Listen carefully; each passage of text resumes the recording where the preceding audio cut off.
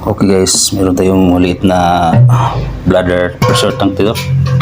20 liters. Okay. So nasira yung rubber niya. So ang issue dito, patay hindi na yung water pump, tapos yung tubig lumalabas na dito sa kanyang dito. Okay natin.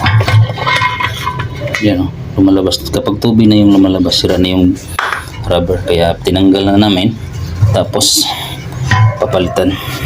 Ganito lang yung palit ng rubber ito. Yan. So ganito lang guys. Yan, pasok natin ito dito. Yan. Madali lang itong maliliit.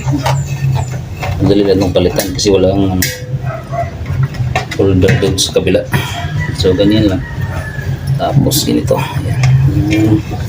Kailangan naka-plaster yung dito guys. Ganito, itong kanyang pinaka dito lapit ng ayan. Tapos ito yung kanyang pang-ipit. So ganyan lang yan, ganyan. Tapos may mga stainless na bolt din siya. Ayan. So higpitan lang to guys. Tapos nito lagyan natin ng hangin. So pagkatapos niyan, higpit guys, mahigpit na siya. Pagkatapos lagyan natin ng hangin.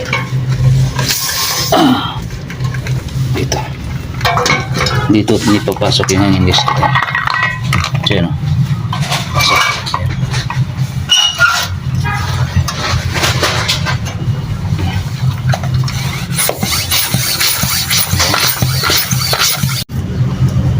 Natin ng guys, gauge.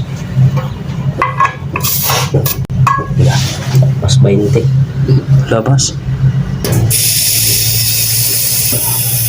Magpas ng 20 guys. Kailangan na lang 18. 15 to 18.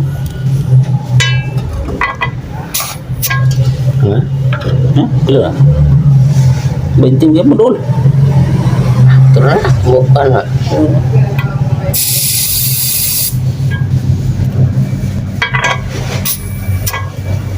Okay, tama guys.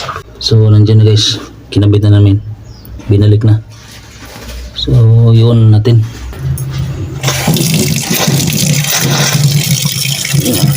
Alright.